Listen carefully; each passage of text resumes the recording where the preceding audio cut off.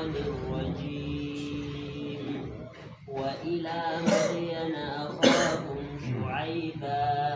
قال يا قوم اعبدوا الله ما لكم من إله غيره قد جاءتكم بينة من ربكم فأوفوا الكيل والميزان ولا تبخسوا الناس أشياءهم ولا تفسدوا في الأرض بعد إصلاحها ذلكم خير لكم إن كنتم مؤمنين ولا تقعدوا بكل صراط توعدون وتصدون عن سبيل الله من آمن به ولا تقعدوا بكل صراط توعدون وتصدون عن سبيل الله من آمن به وتبغونها عوجا واذكروا إذ كنتم قليلا فكثركم وانظروا كيف كان عاقبة المفسدين. أعوذ بالله من الشيطان الرجيم. بسم الله الرحمن الرحيم. الحمد لله رب العالمين والصلاة والسلام على سيد الأنبياء والمرسلين نبينا محمد وعلى آله وصحبه أجمعين ومن اتبعهم بإحسان إلى يوم الدين. رب اشرح لي صدري ويسر لي أمري واحلل عقدة من لساني يفقهوا قولي. قال الله جل وعلا وإلى مدين أخاهم شعيبا الله سنيدو وإلى مدين فمدين وأرسلنا تفسير ومن قدر أرسلنا باوا ولو وأرسلنا من دين إلى مدين فمدين أخاهم دردراهم شعيبا شعيب مدين دون إن ورونا كودم إن غدو dum ko mudi modibbe hakali mawo wi kalima ma ko wi wa ila madiana do Allah seni do deni ha madiana do dum arfita dum do ko ngol Allah seni do laqad arsalna nuhan fudirino daga arande ha jangi ha andal jagde men hikkaro laqad arsalna nuhan to kamwa wala to ko wari ba ma fu arfita ma do man kadi ba min neniri no nuhu go anu go no arsalna min neni ila madiana dan orang mampu toki kadi Madiana do dunia umumnya tabido kadidakan dalam mufassiru arsalna wa Madiana ismu qabilati Shu'aib Madiana do dum inda lenyon annabi Shu'aib biyete Madian to wasmul qaryati be inda wuro maako may fu aidan ha fahin inda lenyon mabbe inda mawdo mabbe be jewnitiri wuro mabbe non be jewnitiri lenyon mabbe fu Madiana ma bainaha wa baina misra samaniyata marahil o wi hankude wuro wiyetego Madiana be wuro wiyetego misra dey marhalaji jowetati yaago ɗon en andino bo annabi Musa alayhi salatu wassalam nde Allah hoddiranimo o dukki goɗɗo go maayi jango o tawi goɗɗo ɗon hama be goɗɗo fahin on go yiɗitorimo o li jungo ha o nanga ɗum on go sey sirriti haala go ɗon goɗɗo muminijo rajulul muminun min ali fir'aun goɗɗo ɗuɗɗiniɗo wiyatamo doggu wurtu wurogo yimɓeji ɗo ɗo ɗaɓɓite ɓe nangete ɓe accatama haala goɗɗo go to daga misra ko dilli ha wuro wiyetego Madian hakkude misra be Madian ɓe wi samaniyatu marahil de nder marhalaji jowetati a andi ande nden bo ɓe kosɗe yeheteno summiyat bismi abihim Madian wuro man indirama Madian ɗo be inde baba maɓɓe biyeteɗo Madian ibnu Ibrahim al-Khalil alayhi salam Madian man ɗo bi Ibrahim Khalilur Rahman wa Shu'aib ibnu Mikail ibnu Basjar min Madian to Shu'aib bi Mikail mo annabi Musa yeyno ha muɗum ha wuro wiyetego Madian ɗo kanko man ɗo bi Basjar nden Basjar kayen bo bi Madian bo ibnu Ibrahim al-Khalil fa Shu'aibun akhahu akhahum fi nasabi nden ka annabi Shu'aybu ɗo ɗum derdiraawo maɓɓe heedinde ñawo kanjum o wi wa ila madiyana akhahum Allah wi min neni ha madiyana derdiraawo maɓɓe o derdiraawo maɓɓe mo leñol wa laysa min ambiyai bani israil kongol feere wi o laataaki nder annabo en bani israila kanko gam na o israilinkeejo o annabojo na o annabojo kongol kadi seni no wima o ila madiyana akhahum Shu'ayban nden kana laaɓi Allah ɗo wolwano haala annabojo non bo yo tokki nder kam o annabojo kongol ɓurgol sahaago kadi wa ila madiyana min neni fa madiyana wuro wiyetengo madiyana leñol wiyetengol madiyana akhahum derdiraawo maɓɓe Shu'aybu nda inde kadi en ɗo yiya Ibrahima Salihu Shu'aybu ko nandiri ɗe Salihu ɓi adamajo innan ɓikkon ɗum iri inde ɗe barkiɗinoroɓe maaje nufo Allah seni ne waɗanamo barka ha maaje wa ila madiyana akhahum Shu'ayban gaala Shu'aybu wiyata ya qawmi ibudullaha ma lakum min ilahin gayru ya qawmi ya yimɓe am en ɗo gi'ani kon molgol annabo en nelaaɓe ɗo fu ya gawmi ɓe yewnata ha enɗina yimɓe goo ha faama ennamamako ɓe enɗinani yimɓe goo ɓe wiyata ya kuffar ɓe wiyata ya mushrikin ɓe mbiyata ni holli en kadi gaajowo se mara kalimaji koyɗi mara kalimaji deydey no waɗata endam hakkunde maago ɓe yimɓe Allah seniɗo nde leni annabi Musa ɓe annabi Haruna alayhim assalatu wassalam ha Fir'auna Allah wiyata ɓe faqula lahu qawlan layyinan la'allahu yatadakkaru aw yakhsha to jahi ɗo mbi'emo konngol ɗeɗemgol bela kanko o waaji toran ɓe ko on mbiyata malla o guna Allah o silma Allah andi o silmata de on Allah wima ndiɗo an bo nden a yiɗi goɗɗo jaɓa konngol ma ha waajuma a telba a ga'ina nini telbugol janngo warata pellel waajuma ma accumaɗo telba ma o wuma o dilla ɗum yamotima ɗum asalullah salamata wa lafiya o wiyata ya gawmi ya yimɓe am ubudullah woɗitine Allah ɓe ndewal ubudullah ndewe Allah malakum wala naɓon min ilahin ɗibbo e ndeweteɗo ko moye gayru ko lutimo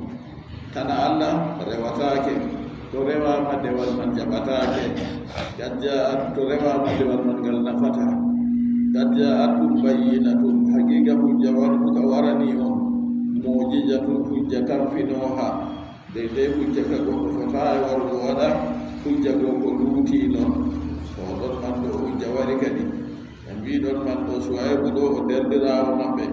annabi Shu'aybu alayhi salatu wassalam وأرسل شعيبا أيضا إلى أصحاب الأيكة النبي شعيب لنما هاي بأمور وهي شجرة ملتفة بعضها ببعض بالقرب من مدينة ورما بودي فيتور دون ودي حال لدكاوتي بناي بياتا فوري لدكاوتي دون ها ورما بدون أولنا النبي شعيب عليه الصلاة والسلام o wiyata ya gawmi ibudullaha ma lakum min ilahin gayru yimɓe am ndewe Allah kayum tan waɗanama ndeweteɗo feere ko luutimo kad ja'atkum bayyinatum haqiqa hujja banguka mo warani on hujja banguka mujiza tampinoha min rabbikum daga jawmirawo moɗon ala sidqi dow nunde am dow gonɗuki am ɓe yatogo ka fanna waddino hujjaji go ɓe limtino moye fu wadda yeccaɓe kaja haɗo kanko o haaɗi ɓe wigo hujja banguka warani on nden ɗum wanginayi hujja man arɗon to amma ko o wari o ƴewɗiri ɓe ko wiyata ɓe awful kayla kebbine e terle atimmul kayla timmine e terle wal mijana e nijorle hunde yornde a etata hunde ndiyamre fu hebbinde nde no ɗum waɗata ɗon man ɗo ɓe sababu dalila hebbirgo e terle ɗo yimɓe heɓan kayruji ɗuuɗɗi be sababu naqqisgo eterde bo yimɓe heɓan torroyoji ɗuuɗɗi e ko waɗi kadi haa ɗo wiɓe awful kayla wal misana ɗo wa kana adatuhum naksul kayli wal misan ɓe o ndena hen maɓɓe ɗo laatake al'ada maɓɓe ɓe naqqisan eterde be nijorle fuu ɓe kebbinta ɗum bana no haani fa awful kayla wal misan li anna sahsa ija lam yuwaffi l kayla wal misana li gayrihi faqad nagasahu min assaman ngam goɗɗo to ni o hebbinayi e torgal be ni jorgal o hebbinanayi tana maako nden kana o usti ha saman kadi wa kadhalika ida stawfa alkayla walmijana li nafsihi faqad nagasa alghayra min assaman non kadi bo to ni o hebbinani hoore maako on ha e tergal be ni jorgal bo ɗo bo ustani tana maako taw ɗon no ɓoyma yimɓeji ɓen jahoɓe sorrakuje ha ladde bana gawri ko nandi iri man ɓe mbiya goɗɗo man ɗo to nini laatake kanko soodata ɗo o yaha oɗo jogi ngel ɓe etirta awo ɓe wiyatana to waɗi o nokkan ɗo ha waɗa ɓe juuɗe fo oɗo faamako accuka non ma oɗo ɗima go'o to oɗo go wolwini a wonni am ɗimgal o fuɗɗita je toya ka o rufi mere nastayi to ka fu nder wonnugo nder jamba on to nden to goɗɗo wari soodan ha maako bo ɗon bo o nagisa o usta fahin a yiɗo ka ɗiɗi fu ɗum bononda on taw yimɓe feere bo ɓe mbiyata de mi annda min kam so soodi buguuje goo ɓe wara ɓe jukka ɗo bo ɓe usta buguɗo ɓe usta nden ɓe tagga ɓe ñoota famɗita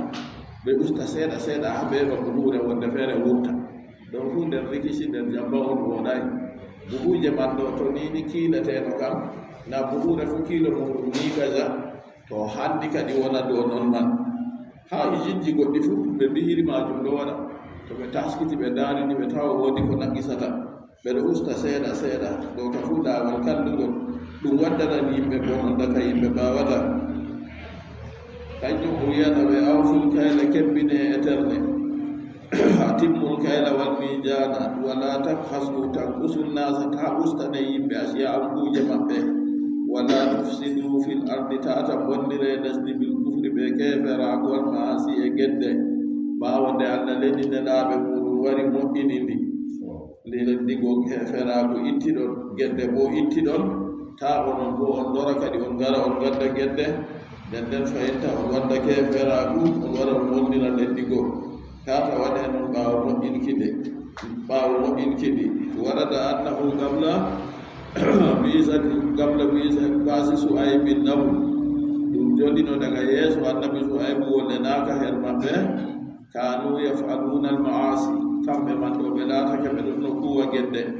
wa yastahilluna almaharima ɓe ɗon daktina karamɗi wa yasfikuna dima ɓe ɗo mbaaja ƴiiƴamji ɓe ɗo mbara yimɓe kadi falamma buisa suaybun aslaha allahu bihi l arda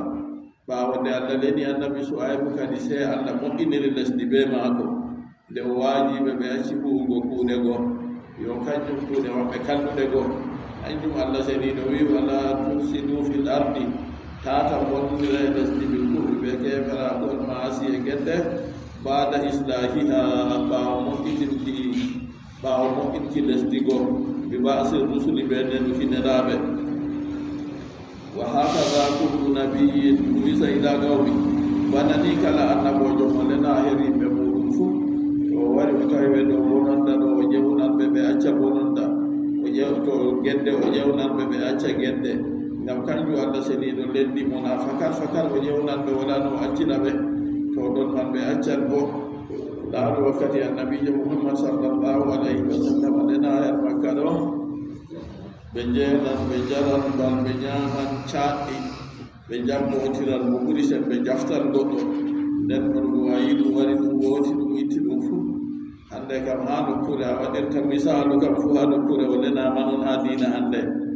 ɓe mbi yo to ma wari ɓe ko no waɗi fuu haa ɓullude maago on ndiyam man luttirta ɓullude diina ɗo woni makka ɓe madina ɗo acce wonnugo moɗire nde on bolwata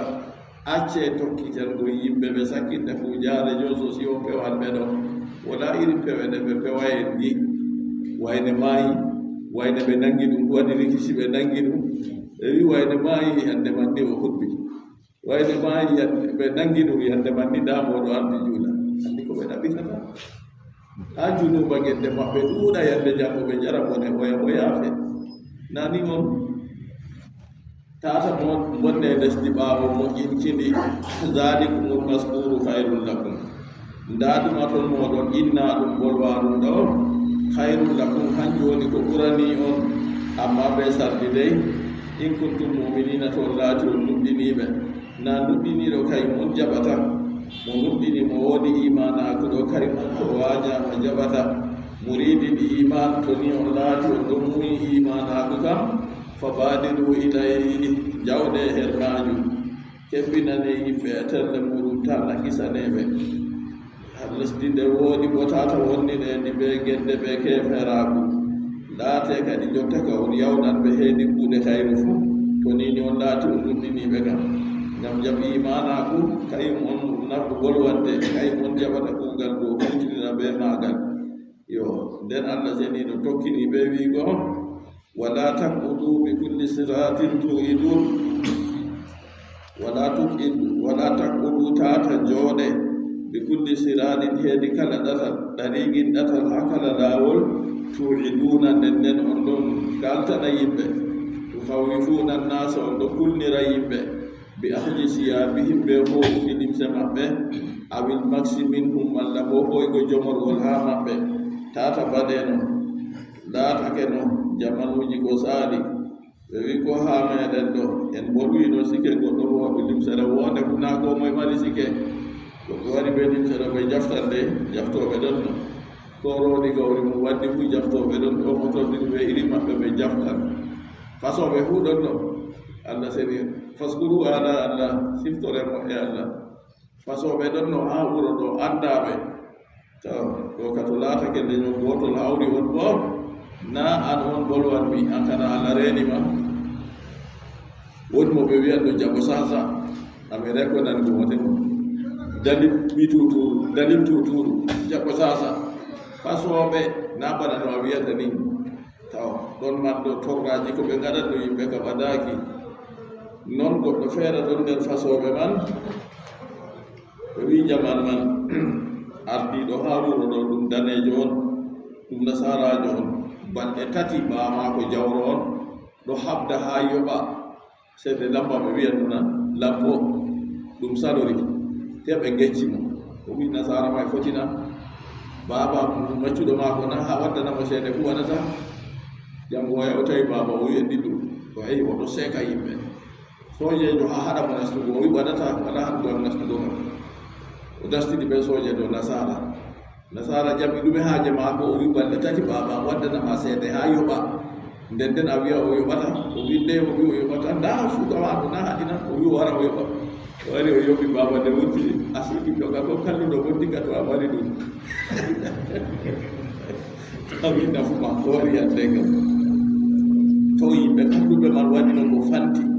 na wuro ɗo tan ha gure ɗuɗɗe masine ɗo nana daga garwa kalluɓe man waɗino marwa kalluɓe man waɗino façoɓe ɗo ɓe inde muɗum ha gimoɓe yimdaɓe fu ɗo ton taw allah seniɗo ittani en ɗum hoyti fasilma ɗon hande kam amma sendiri ɓe je keya ko fasilma hande ɓuri ñaadugo ngam balmiɗi ɓe mari amma sendiri ɓe je keña nasalna salamata wal afiya taw ɗon fu nder bonondaji tata wonne lesdi ɓawo allah seniɗo moƴƴini ndi wala takkudu bi kulli siratin tariqin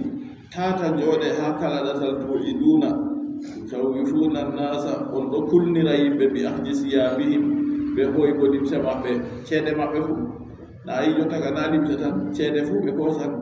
awi maximal le jomorgol min hu wiggo e maɓɓe malla on jaha ɗum on yaha on jomna tata mbaɗe noon jotta kam a andi accuka noon ma hande ka ɓe nanga yimɓe man dabare maɓɓe feere ko ɓe nangi yimɓe man ɓe dillidi on ɓe yaaɓe ta'a ceede ni kaja so na to hokki noon nden nden ɓe ɗuta yoftugo yimɓe man ase jomorgol go jotta ka warti ha dow daande yimɓe man seede ko ɗuɗɗe fayinta ɓe taƴata ɗo huɗum nder bonondaji ɗi ɓe gaɗatno warada annahum kanu yajlisuna ala tariqi jolake kamɓe man ɗo ɓe laatake ɓe ɗon no jooɗo ɗo ɗatal wa yaquluna liman yuridu shuayban ɓe mbi'a kala mo yiɗi yaago ha annabi shuaybu fu innahu kadhabun irji la yaftinannaka an dinik fa in amanta bihi gatalnaka nda bonondaji maɓɓe no yottino ɓe jooɗo ɗo laawol yimɓeji jahanɓe ha annabi shuaybu to wari ɓe mbi'a mo lorta shuaybu ɗo ɗum pewowo on lortata o fitine a wurta dina ma dina kaye rewgo labbi ɓe mbiyata de ngam to a nuɗɗini to a sali a yaha nuɗɗini mo bo min mbaɗete ndano ɓe laati ɓe ɗo kulnono yimɓe han jooɗugo dow laabi man on Allah seniɗo hani ɓe accata ha ɓe mbaɗa ɗum non ɓe mbino annabijo Muhammad sallallahu alayhi wa sallam yimɓe to nufi makka ɗo wara fu ɓe taɓɓo ɗum ha lawol ɓe wiya oɗo pewo bonnowo o siiro o kajajo o sendiri hakkunde baba ɓe ɓinguel o sendiri hakkunde wayne en ɓe wayne en ɓe kaɗa yimɓe go ɓe fadda o noon man ɗo laati adda ɗum woɓɓe feere ɓo ɗo faddira yimɓe ɓe dabare muɗum fayin fadda yimɓe accina diina laabka yewnira heediɗatal muɗum ngal laaɓayi to a yewniran goɗɗo ka yewnirmo her ɗatal laabngal to nini goɗɗo ƴewniri goɗɗo her laawol ngol laaɓayi ɗo ɓe kawtan yande janngo dey ɓe kawtan nder torra haa o ƴewna goɗɗo go ha kayum warta wiya yo kayum ka ko wayne acci ka jaka ko accata non nder diina islama ɗo geɓe bonniiɗe ɗon ɗuuɗɗe so namo Allah seni ɗo reeni ɓe ɗo limtana en geɓe man en ɗo nana daga ɓe wiyata kawarij daga ɓe wiyata goɗɗe feere haa yotti jotta ka ɓe wima feere frère musulman ɓe wina ihwanul muslimin geɓe feere feereje haa nder geɓe man ɗo ɓi adamajo taskita boɗɗum ɗeɗirawo julɗo Allah tagima hokkima basira hokkima hakkilo hokkima basira yewnaɗu wondu feere ka to a nani ni an ɓe hoore ma fu a andi kayr wala her maaru ɓe wi hawariji ɗo ɓe fuɗɗina hande daga jama sayyidina Ali radiyallahu anhu hawarij nder ɗikkuji maɓɓe no wayi alamaji maɓɓe no ɓe anditirte ɗum yimɓe won turtananɓe laamiɓe kamɓe ɓe mbiya yo la hukmu illa lillah kiita ka walana ko moye koyna Allah o noon woni amma nu faye maɓɓe be man feere turtananɓe ardiɓe waddan fitina en yiha ko en janngino saali ɗo fuu wa jaalakum khulafa'a Allah seniɗo waɗi on onon ɓe on halfoɓe lesdi ɓe Allah seniɗo waɗi halfoɓe lesdi ɗo Allah waɗi ɗum ɓe hikima muɗum halfuɗo lesdi to yiɗi o keefeere to yiɗi o juulɗo to yiɗi diina mon goota to yiɗi diina mon feere feere a anndi hikima Allah seniɗo ko waɗi o halfina nden a umma aɗo ñaaɗa a wonɗo haala feere ɗo tata ɓaɗa sakko ma to o laati o juulɗo kam wala gooto nder maɓɓe ko heeferɓe man umrata en rewgo lawol nde ɓe umrata en rewgo lawol haaje maɓɓe fuu kamɓe no ngeendam maɓɓe woɗira yalamuna zahiran min alhayati dunia ɓe ɗo anndi ɓamɗuɗum haa ngeendam duniyaaru en dootanoɓe en heɓano en ndewra Allah seniɗo to on siftori 1972 yaake man kam mi tan mi gonɗo haa ɗo kam ɓurna fuu mawɓe ko yimɓe feere dañaka bo amma ɓurna fuu dotti en ɗon 1972 ɗo nde ɓe fuɗɗi fitina haa yaake man ɗo fitina ɓe waɗi haa hunde ɗo no on mbiyata ɗum be français alaji basiru yeccete am de greffe nde ɓe waɗi greffe haa nder wuro ɗo 72 de 1972 yaake jotta ka waato kuujeji haa wakkere laamu fottinayɓe ɓe nasti ɓe pusan ci'e ɓe ngulan ci'e ɓe ngaɗan noy woni bo rahimahullah yande man o jamɗi julde juura ɓe asira 92 72 na jafa 92 yande man o jamɗi juura ɓe asira ayi ay fitina no yottata na mawɓe go ɓe mbaway ɓe ɗo sam fitina ɗo woɗay yimɓe ardiɓe ɗo ko ɓe soɓanta e ɗum masine yimɓe sooje ɗon giyata wancata nder wuro sakko jemma ɗo ko ɓe nafata en Allah ceniɗo waɗi ɓe ɗo reena en na ɗum hunde wañu so na gam maɓɓe en potayi en juula ɗo fuu de en ɗumanu en habda en ɗowtina ardiɓe ɗo haa ko ɓe umrata men duniyaaru e keɓa diina men wooɗa ardiɓe ɗo ko ɓe laatake ɓe heeferɓe sakko ma yo to ɓe laatake ɓe juulɓe kam wala nder maɓɓe umrowo en keeferaku wala nder maɓɓe warowo wiya dala wuɗo ndeweenu wala nder maɓɓe garowo wiya acce yahugo juulirde to ta laata enen on hakkude men en ɗo mbi'odira acce yahugo juulirde kam na en ɗo mbi'odira hakkude men na kadi Allah en juulanta na ko Allah goɗɗo kajajo en juulanta Allah on en juulanta ya laaro deftere sahihul bukhari babul imamil maftuni wal mubtadi wa qala al hasan salli wa alayhi bid'atuhu ya laaro sahihul bukhari andalam be ma kam mi tamma yotta andal bukhari ka ko en santiemma sakko ha fota ɓe ma ko sakko ɓura mo o waɗi babol o wi babul imamil mubtadi mal maftuni o wi babol imam jo biɗɗinkejo be imam jo pitinowo nden o wi hasan ibnu abil hasanul basri ɗum tabi'inkejo nde ɓe ƴami mo o wi salli wa alayhi bid'atuhu juulu ha ɓaawo biɗɗinkejo man biduwa maako dow maako woni na an har ɗon ha babol man gon golni sayidna usman radiyallahu anhu kanko on laamiɗo julɓe dottijo duuɓi 80 esirawo nulaaɗo allah goɗɗo meeɗay teɓugo ɓiɓɓe annabo en ɗiɗo ko luutimo kanko goɗɗo mo annabijo sallallahu alayhi wa sallam semtata ɗum naftuɗo jawdi mum ha laawol jihadi ha annabijo sallallahu alayhi wa sallam wi ma darra usmana ma fala ba'da jami torrata usmanu ko huwi ɓaawo handere nde mo annabijo sallallahu alayhi wa sallam nde wiino moye soodata biiru ruma wodani ɗum kaja aljanna o soodi ndi o haccini yimɓe usman radiyallahu anhu ko o waɗi ɗuuɗi fanti oɗon nder saare maako oɗo suumi ɓe kadi mo juulirde o yahata ndiyam fof ɓe kadi mo nden goɗɗo wari ƴamimo haala juulugo o wiyata kadi khalifa jonta ɗo imam jo fitinowo ha nder yimɓe fitina goɗɗo ɗo arta juulda ɓe amin noy min gaɗata o wi jahe juuɗe wala ko ɓurata juulde yalano sahih bukhari min kam andanami yotta e ndema sakko ɓura amma ko mi yi zahir maare ɗo kam mi hutidinan be maare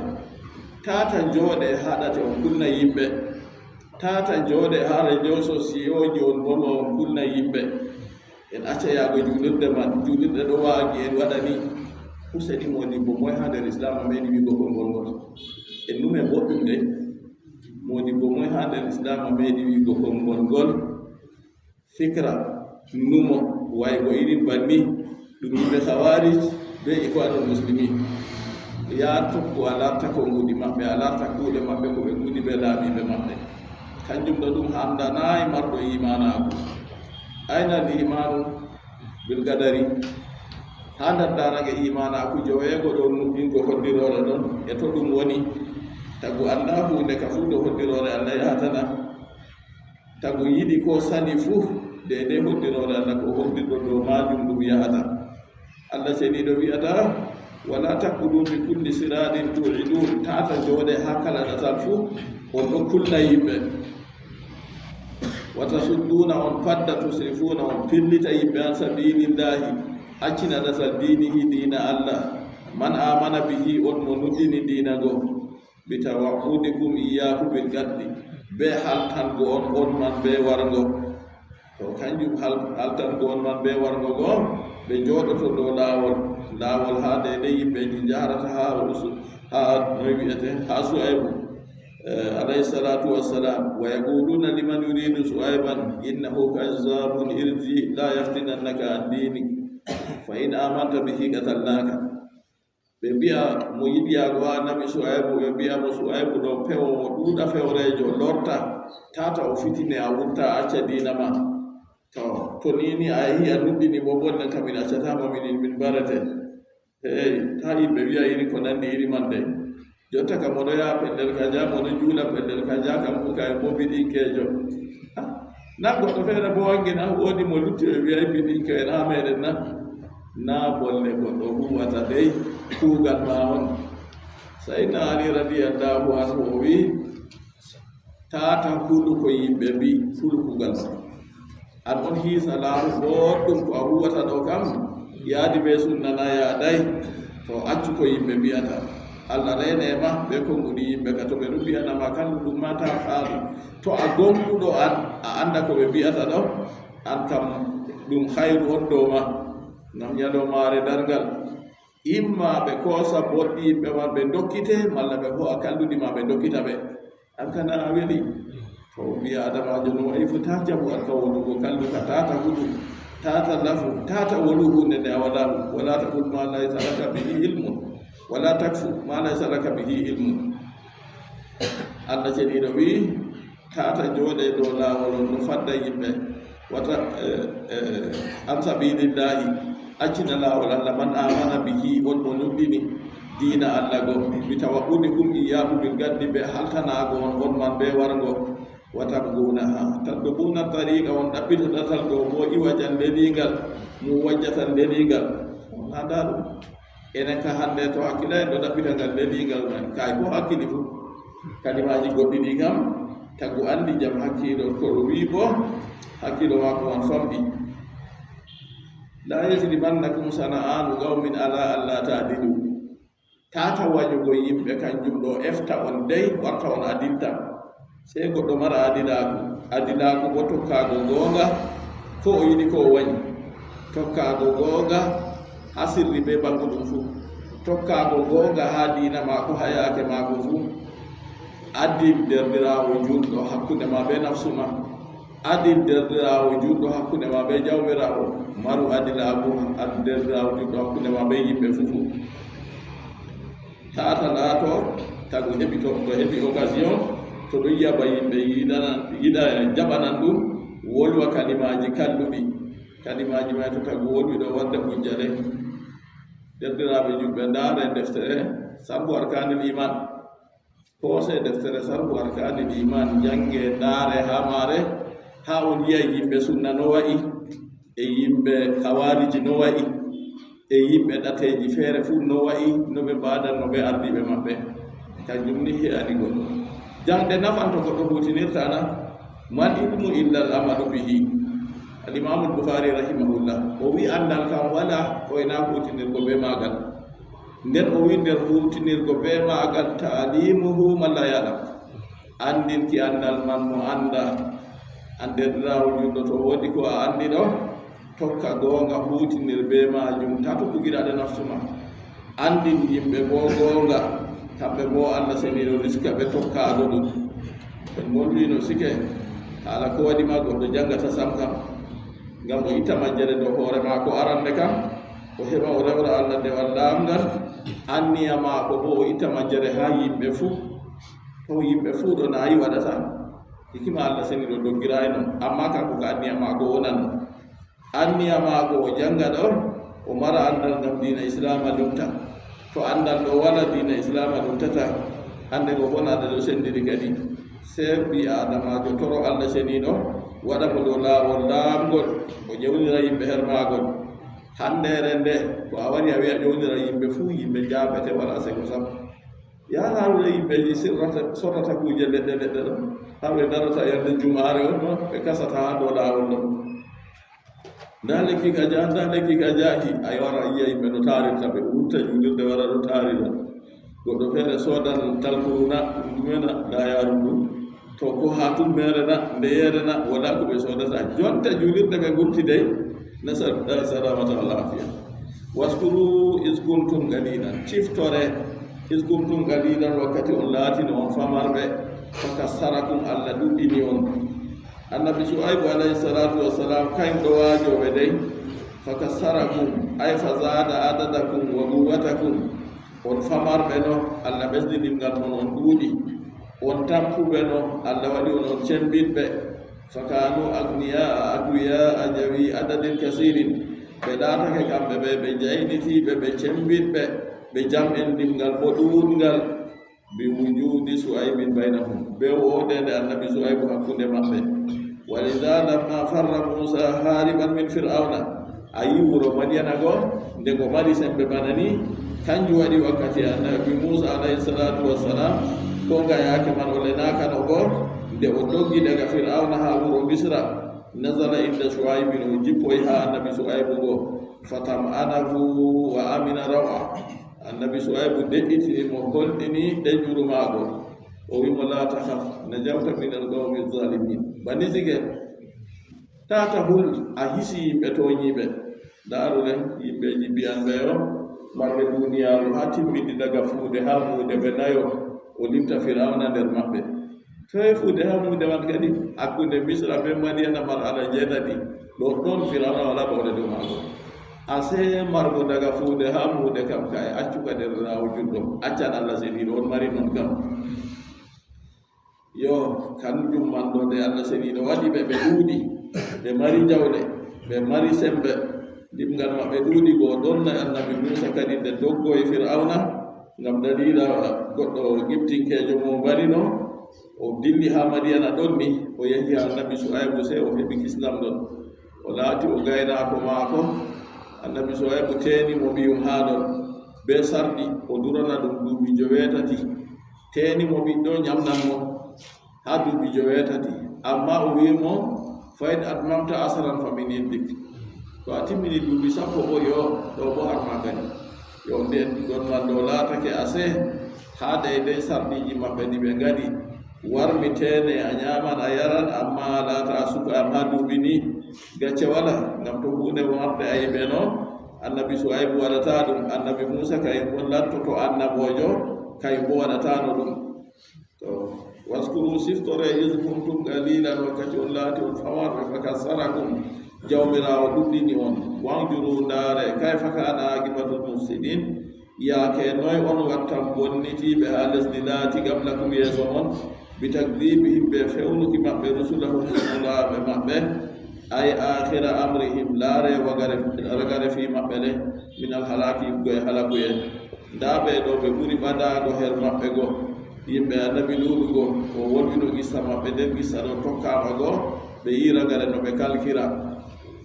nde Allah seniɗo muuyi halkugoɓe ɗo umri annabi Luuɗu ka wurti kayum be koreji mum ɓe mbiyen ɗum ɓiɓɓe maako rewɓe ɗiɗo tan ɓe maako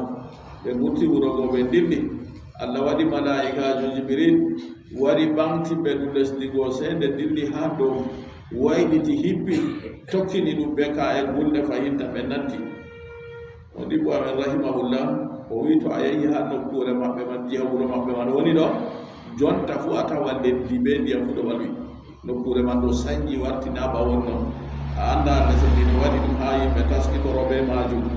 ɗum annabi Su'aybu wiyata ɓe wanjuru kayfa kana aqibatul mufsidin ndaarele no on ragare yimɓe bonnitiɓe laatake yeeso moɗon na Allah seniɗo halkiɓe na to onon hokkude kadi ta Allah seniɗo halka on to yimɓe bo huɗa kadi moƴƴade Allah seniɗo hokki ɗum ɗo ta ɗum warta halakuye dow muɗum ta warta ƴaggare dow muɗum innal insana la yadra innal insana la yadra ɓi adama ɗo ƴaggoto o salan keero ndey Allah seniɗo wi arraa mustalla yaake to yi o jaynitake ɓi adamajo yiya konngol maako jaɓete o jam laamu o jam jawdi o jam andal o jam leñol yimɓe fuu andi mo yaake nden to ƴaggaaki ɓe wi yettumo nden to goɗɗo feere bo wi kuje tati ni to hawri haa goɗɗo a yi o ƴaggaaki kam yettumo modiya o wiyan noon nder kaaku nder laamu e jawdi ɗi ɗum tumi ɗi fa kanji goni fasirma goɗɗo laamiɗo o derkeejo jawdi bo ɗon a yi o ƴaggaaki kay yettu Allah fooni mo bannima ɓurna fuu a yiya ɗon ɗo jawdi wikinan goɗɗo laamu wikinan goɗɗo nder kaaku ɗum wikere kayum daga nane mo ɗiɗo tati futtuɗi hawri haa goɗɗo kase mo Allah reeni ɗumene on yiyata derkeejo ko waɗata yimɓe mbiyata jota ko ayre jo hay ɓanndu am ɗum famay sam hannde ko ayre jota o heɓa o dara sera ni kini hoye maako ɗon o ɓiɗɗita to o moɗi ɓe rawa o dimba to ummini mo to koskal haa to oɗa o ƴaɗa haa to yo a waɗire yo jota hey Allah renen de jota irin ɗo teeɗo foti a moɗaki ni may waɗa non na ko o andi o heɓat sembe may ka o jaɓata ɓe a yi nder kaakugo ɗum wikini mo sike e jawdi awdi ɓe daamuɗo ɗum witere wonata semo Allah seniɗo reeni hen maaji kanjum kadi o wiyata laare onon ɗo siftore wakkati on laati on famaɓe Allah ɗuɗɗini on to laare boragare yimɓe kalkuɓe no laati ɗon man ɗo heɓi laatiɓe haɗaga yeeso moɗon wa in kana taifatan وإن كان طائفة منكم آمنوا بالذي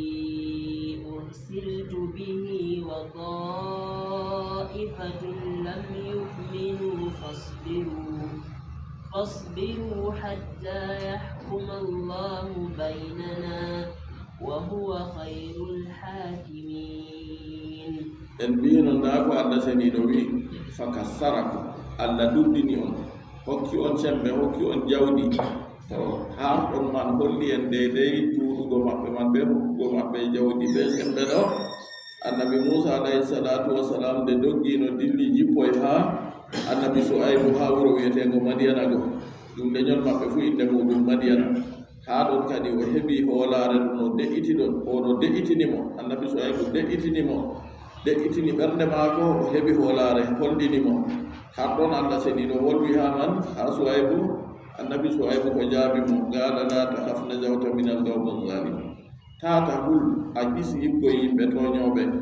oɗon ɗon man ɗo sababu majum a andi o ɗowtiɗo goɗɗo wiya kadi a wi annabojo nden fahinta a wi o mari goɗɗo bo annabojo bo huwata geddal bangal wakkati man ɗo na o annabojo dede wakkati man nden bo na o tooñi o tawi jotta kam banni ko ɗo haɓa ɓe goɗɗo feere banni ko yiɗitorimo yimɓe Misra ɓe laatake no ɗuɗɗin ko en kam woni laamiɓe bani Israila Yahuda bandiraɓe annabi Musa ɗo ɓe gartiri ɗum maccuɓe maɓɓe on har ɗon goo won goɗo umra mo huwa ko wawata wurugo har ɗon nde o yi annabi Musa o yiɗitori ɗum nden ɗon go annabi Musa nde wari nangi oyago ha inan dow ɗum se o lukkimo lukkande woore tan fototiri ajab goɗɗo go maayi nde maayi go ɓe wuuri ɗum nder jarandi ɓe dilli to har ɗon go o bo gittinkejo bandirawo Firawna Misra on ɓe ɗo ɗaɓɓita ɗum ɓe keɓtayi janngo bo kadi bo wari o tawi on goɗo haɓa ɓe goɗɗo feere fayi nde yimo yiɗitorimo kadi bo nde yiɗitorimo se o wiyata an o ka aɗon nder yimɓe woytuɓe sam o li'i jungo maako ha o nangaɓe o sendaɓe on hakkil sobrugo ɓe humakijo dey se oɗo ka hutori wogi tan ya Musa turidu an takdulani kama qatalta nafsan bil ams o wi Musa yiɗi a bara ba bari goɗɗo keña kona yowa oɗo o nani a se bandirawo maɓɓe goo Musa on bari ɗum to ɗon man ɗo hima sobrugo ɓe goɗɗo humakijo banni waɗata goɗɗo taw ɗon ko sababu majum on waɗi annabi Musa alayhi salatu wassalam o wurti daga wuro Misra ɓe goɗɗo wari wiyata mo innal malayata min rabbika liyaktulu fakhruj inni laka minan nas wurta yimɓeji ɗo ɗaɓɓite ɓe mbaɗate wurta wuro ngo min omi nasiyano o ono wurti kadi o dilli ha Madiyana nde o yehi o yetti ɗon ni annabi Suwaybu wiyata mo la takhaf najawta min al-qawmi zalimin tata hum a hisi ɗiggo yimɓe toñiɓe to Allah seniɗo wi wa in kana ta'ifatun minhum amanu billadhi ursiltu bihi wa ta'ifatun lam yu'minu hade de ko ngol maako ɗo yahani wasburu iz kuntum qalilan fakassarakum wanzuru kayfa kana aqibatul mufsidin wa in kana ta'ifatan minkum ko ngam yeɓre nder moɗon laatake amanu nuɗɗini ɓe gonɗini billadhi ursiltu bihi ko mi nedda ɗum wa ta'ifa yeɓre wonde bo lam yu'minu bihi nuɗɗinayi ɗum kamɓe bo ɓe goynɗinayi ɗum ɗon go annabi Suhaybu alayhi salatu wassalam ha nder boniɗe maako nden o wiyata fasbiru to fasbiru ɗo ɗum wari o wiya juuju an yakuna damiru lil mu'minina min qawmihi to yimɓe nuɗɗiniɓe nder yimɓe maako go kamɓe on o wiyata ɓe muñe ha dow banni wa an yakuna lil kafirina minhum laapoto bo yimɓe heferɓe go on o wiɓe ɓe muña wa an yakuna lil fariqayni laatoto bo geɓe ɗiɗi man fuu ɓe ma muña nde nuɗɗini heɓarkayru ɓe bo muñira ɓe keferakum ha yiya ko tammiyan goɗum ɗo ɗum jaa ɗum bangu ɗum bo fa amara almuminina bisabri liyahsula lahum aldafru walgalabatu o umri nuɗɗiniɓe mo kamɓe muña ngam dalila ɓe heɓatina e ɓe jaalorgal walkafirin o umri heferɓe kay bo muña bisabri li suui yaqibati amrihim ɓe muñani ngam andugo wattan fi maɓɓe ha ɓe giya ko tammi yanango ɓe wa huwa nadhiru qawlihi kanjum ɗo ɗo nandi ɓe konngol Allah bangiɗo fatarabbasu inni ma'akum mutarabbisun na en jangino nde ɓayɗo na muñeni min fu miɗo wondi ɓe mon nder muñoɓe e ndene ni en laara ko tanmi wargo to ɗon o wiyata ɓe fasbiru muñe ha deyde ko on goni dow muɗum onon lumɗinɓe nde on lumɗini to on tammi margo jaalorgal onon bo heferɓe muñe onon bo to nini on silmayɗo on tammi waɗugo yigo yaggata ko yanata on o wiyata ko woɓɓe laatake nuɗɗini komi nenda ɓe man woɓɓe nuɗɗinayi fasbiru muñe intasiru muñe ndene hatta yahkuma Allahu baynana ha Allah yiita hakkude meɗen wa baynakum be hakkunde mon baynana hakkunde amin wa baynakum be hakkunde mon alla hitiran be inja'il muhiqqi be hisnuki keniɗo wa ihlaki e halkuki almubtili bonnite on wa huwa khairul hakimin alla on ɓuri kiitoɓe fuu ay adaluhum alla ɓuri ɓe adilaku heedi kiita ɓeɗorawo juɗɗo a mallumjo mbiɗama a modiboma to aɗo waɗa do anden an ɗo a waɗa a janga banni rabbana hakum baynana wa bayna qawmina bil haqqi rabbana aftah waɗo jangatana to allahumma hakum baynana wa bayna bil haqqi wa anta khairul hakimin rabbana aftah baynana wa bayna qawmina bil haqqi wa anta khairul fatihin useni laaru mana do aje man tawhidde ko ado robe maaje do aman do afa may mana maaji ko woni her muɗum ayi haada o do ko allah seni do wolwi haada haada de annabi suwaibu alayhi salatu wassalam o wolwani ɓe ha o wiɓe muye hatta yahkumallahu baynana allah hiita hakkude men kiita ɗo kiita allah seniɗo se kanko andi ko o tammi hiitugo o hallotoɓe na malla o hallataɓe o hiitiran ɓe dow kalluɗum ko ɓe gondi kanjum ko sey allah on andi ɗum to nden ɗiniɓe ka fakat to muyi imanako muɗum woɗi nden ka wonan ɗo hayru na allah seniɗo umri muyugo on ha nokkuje duɗɗe haragare suratul asri to ndele allah seniɗo wolwi yimɓe fuu ɗon nder rusɓare illa alladina amanu wa amilu salihati wa tawasaw bilhaqqi wa tawasaw bisabri ayi wasotirki ɓe muñal ko ɗon nder majum fasbiru muñe hatta yakumallahu baynana ha allah hiita hakkunde men hakkunde amin wa baynakum ɓe hakkunde mon ɓin jaayi ɓe hisnuki almuhilgi keniɗo wa idaki mubtili e alkuki bonɗum wa huwa khairul hakimin allah seniɗo kañum woni ɓuri kiitoɓe fuu kanko wononi hiitorto ɓe adilaku wa man kana lahu lhukmu bil asalati wal haqiqa khairun mimman kana lahu lhukmu majazan mo laatake kay mon mari kiita daga asli kay mon mari kiita ɓe googa kanko ɓurata mo kiita tugnama ha muɗum mere kam allah seniɗo ɗo kanko mari kiita nden kam hiitorago ɓe kiita allah seniɗo kañum woni kisnoɗum yimɓe modiɓe mbi to nini kiitoɓe fuu tokkino moniɗe allah seniɗo kiita allah ɓe kiitanulaɗo allah da fitina timmino ha duniya ɗo fof a tawata aɗa torra ko feeten amma ɓe ceeɗi ɓe acci ɗum ɓe gaddi kiitaji maɓɓe goɗɗi feere ɓe ngari ɓe gadi kanjum ɓe ɗo hiitira yimɓe kiitaji man ma tawa goɗɗi kadi toñoji ɗi wala adilaku her muɗum wala adilaku her muɗum bo to yimɓe heɓata kayru kadi قال الملأ الذين استكبروا من قومه قال الملأ الذين استكبروا من قومه لنخرجنك يا شعيب والذين آمنوا معك من قريتنا أو لتعودن في ملتنا قال أولو كنا كارهين قد افترينا على الله كذبا إن عدنا في ملتكم بعد إذ نجانا الله منها وما يكون لنا أن نعود فيها إلا أن يشاء الله ربنا وسع ربنا كل شيء علما على الله توكلنا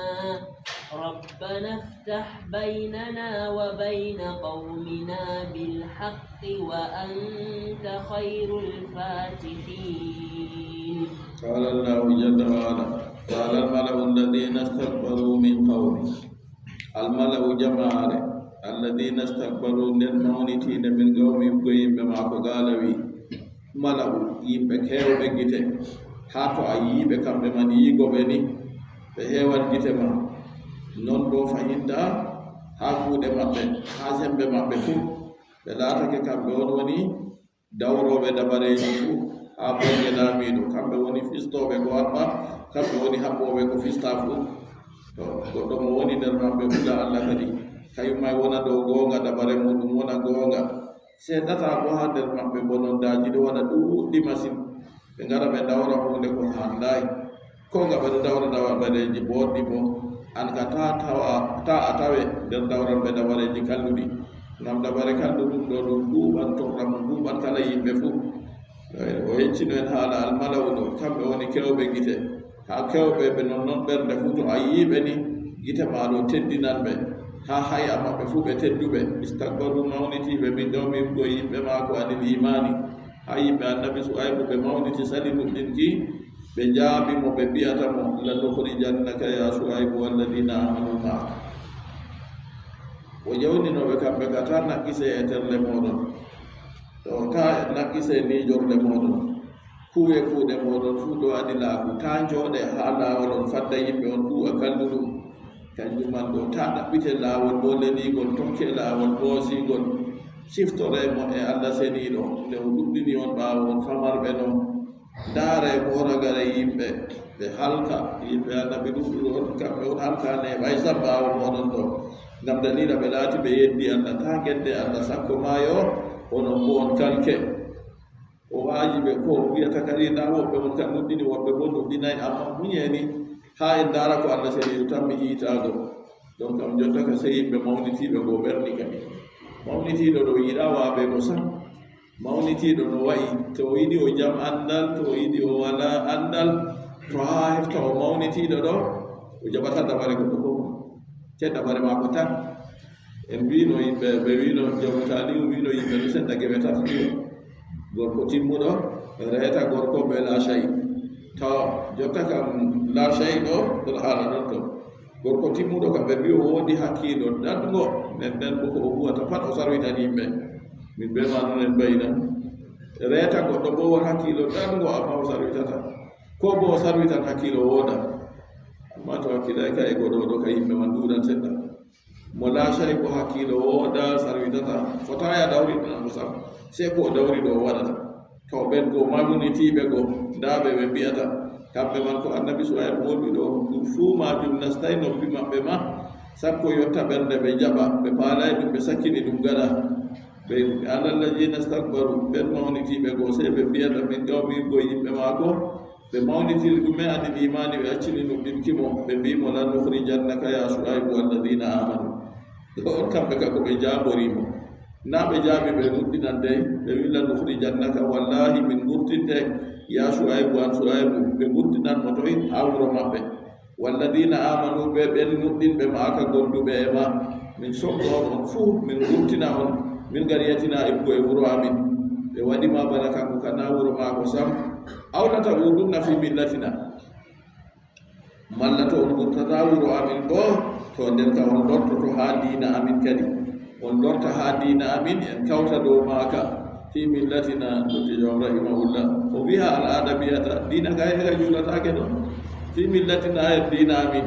diinana diina amin wa gullim wa gallamu ɓe jalni fil hitabe hen wolwide aljam a jamgo alal wahidi ɗo gooto lianna suayban lam yakun fi millatihim qattu ngam suaybu kam meeɗay wonko ha diina maɓɓe ma deɗay sakko ɓe mbiya wayi o ɗonno toon o wurti ha ɓe lorna mo kaayi wa ala nahwi ajaba dow man ɓe bolwiri go annabi suaybu bo jaabiri ɓe dow majum ɓe jalni man ɗo wi yugaadu inna suayban lam yasbik lahu duhulu fi millatihim artaayno ma annabi suaybu nasti a diina maɓɓe sakko wa innama hamala mufassiru ala hada aljawabi tafsiruhu awdu birrujui to o winam dalila o wolwiri haala awduɗo kanjum man ɗo ɓe rujuu lata o dunnaɗo on o wolwiri banni kamɓe annabi suaybu meeɗayno nastugo nder diina maɓɓe sakko ɓe mbiyata o lortamaaka gaala annabi suaybu wiyata awalaw kunna karihin o jaabiri ɓe dow wolde maɓɓe on o wi ana uudu fiha bela min lortan ha diina moɗon man walaw kunna karihina ko min laatake min gayɓe lahaɗo maaka fuu na ko min ɗo gayi diina mon man min giɗaka fuu min lortoto her maaka na istifhamu inkari ɗum famtirki ɗo ha dede kalima on maako gaala o wiyata awalaw kunna hama jawol ɗo ngol o waddi ha istifhamu be maagol ɗo ngol yankirki be ñiddinki kuugal man fuu ngam hunde nde a yiɗa kam hunde man nde yiddunde hama ko min laati min giɗa diina mon man fuu min lortanna walaw kunna kaarin ko min laati min gayɓe la haɗo diina man to fuu min lortan her maaka na annabi suaybu alayhi salatu wassalam o jaabori ɓe ɗo e nde wolde maɓɓe modi ɓe balaga ni wi'ata to goɗɗo wolwi haala ko fewre ɗo a heɓa ko jabata yaada be man. A yi annabi ibrahima alayhi salatu wassalam nde o wari jotta kam o ƴowdiri her diina nden o wiyata jawmirawo yuhi wa yumitu. Numruju wimo min fu na miɗo yeeɗina miɗo mayna. O leni o yewni yimɓe ha pursina ɗiɗo ɓeɓe hiitirino ɗum fiitawade. Goto ka o mbari ɗum jotta, goto ko o yofti ɗum o winami mayni o da o komi yeeɗini ɗum. Annabi ibrahima alayhi salatu wassalam wi'ay mo danon sey eggi ha ɗo tan dilli ha fannuwol gonngol feere. Nden o wiyata mo jawmirawo am kaɗo fuɗɗira naange heedi fuu naange an ɗo fuɗɗirge her hirnaange kadi to ɓoyi alladi kafan hujjata itan to ɗo o ɓowi dede o wiman ɗo o wi'ay min kam mi walano nder diina mon de o wi'ay noon, amma kanko kako o wiɓe kam min lortan ha diina mon ko min naati min gayɓe ka fuuna qad iftarayna ala llahi kadiban in kunna fi millati. O wi to ni min lortake en diina mon man kay nden kam min ta'ani allah fewre kadi nden kam ba'da isna jana llahu min ha ɓaawo allah hisni min ga wa ma yakunu yambagi lana handanta min an na'uda fiha no min lorto nder maaka illa ne sa allahu rabbuna. Koye naato allah jawmirawo amin on muyi dalika bolo aɗum ɗo fa yahjuluna o dujja min kanko on to o dujji min kam nden kana fa yahjulana o dujja min nden kana kanko adi min sala jaɓgo gonga. Amma so na non kam min kawlano min lortira nder dina moɗon. To ɗo annabi Suhaybu woni banni wal mana la tanma'u fi awdina muftarina wala mukrahina. O wi ko woni mana kam ta tamme min kam min lortat ha dina moɗon min ɗon giɗi malla ko on dowli min fu ka waɗata. Yoni imanakuji yimɓe ɗo ɓurdidira, imanakuji yimɓe ha ɓurdidirta ɗo. Goɗɗo feere to yi bone wolwan kalimawol kefetako kongol wala darɗardem. Goɗɗo bo bone no yotti fuu o wolwata kalimawol imanaku man. Sayyidina Bilal radiyallahu anhu nde heferɓe ɓilli mo de torraji ko ɓe waɗata mo mari mo nanga mo haɓɓa mo tappa mo wiya mo mi senta miɗo yengitama banni a hufnana Muhammadu malla bo mi bare. Sey o wiyata ɗum yo lakal jismillaji mullikta minni walillahi sarairu wal uqul. To ɗo yengitatamo fu o wi ɓandu am ndu a marna kam a woodi kanjum am an Mariam, amma hakkilo am be ɓernde am kam kanjum ka je Allah. Settami kam no rewa Allah ɗo taso musam. O wiya mo ahad wala ko waɗa e ragare ma yehi Allah hisni mo. Amma nde woodi hunde ɓilli ɗum kayum bo wolwani ɓe kalimawol ngol ɓe giɗi. Amma nde o yehi ha nulaaɗo Allah wimo illa man ukriya wa qalbuhu mutma'innun bil iman. Mo doola wolwi kalimawol kallugol ɓernde mo ɗo deƴƴitiri ɓe imanaku ka wala ko ɗumejum. Annabi Suhaybu wi min lortata minin ka ha diina moɗon. Fotan min doolama malla be yiide amin fu min lortata her maagol. Wa ma yakunu yambagi lana handana min an na'uda fiha no min lorta her diina moɗon illa ne sa allahu rabbuna. Koye naato allah jawmirawo min on muyi o dujji min o waɗi minin ɓe min acci goonga jotta ka min tokkitiri giɗaade nafsu amin. To se allah to allah waɗi noon ɗo kam hoddirore allah, amma minin ɓe yiide amin ɓe dooleki nga on doolan min ka fu ɗum waɗata. To istisna ban o wi ɗo wa qad ajazahumullahu bi an kafahum sharra adayi. Allah seniɗo warjiɓe ɓe heyiɓe serti fonne en maɓɓe wa akhrijahum akhja azizil muqtadir. Allah seniɗo nangi fonne en maɓɓe man nangde cebbiɗɗo marɗo bawɗe. Bani ba annabi Suhaybu wi alayhi salatu wassalam ala lortugo ha dina maɓɓe ga wala nane ma ɓe ngalano nder maka sakko. O wi wasi'a rabbuna kulla shay'in ilma. Jawmirawo amin andal ma ko feesani kala hunde fu. To a lorti ba o wi wasi'a rabbuna kulla shay'in ilma, jawmirawo amin feesani kala hunde fu andal. Kay waɗay a heftata wiigo man tokkitin balde de no laaɓata ha wolde ma. Wasi'a rabbuna kulla shay'in ilma, andal jawmirawo amin feesani kala hunde fu. Ay wasi'a ilmuhu kulla shay'in, andal ma ko feesani kala hunde fu o andi ɗum. Wa minhu nder majum haali wa haalukum, yaake ambe yaake moɗon fu Allah seniɗo ɗo andi no en goni. Alallahi tawakkalna, minin kam min joftake fi amin fu en Allah. Alallahi tawakkalna, min koolake Allah. Rabbana jawmirawo min iftah. To aya go waɗi sike rabbana jawmirawo min iftah ay hiitu baynana hakkunde amin wa baynaka wa mina ay hakkunde amin hakkunde yimɓe amin hiito rabbil haqqi ɓe goonga wa anta hayrul fatihin an ɓuri hiitoɓe al hakimina hiitoɓe kañum wiya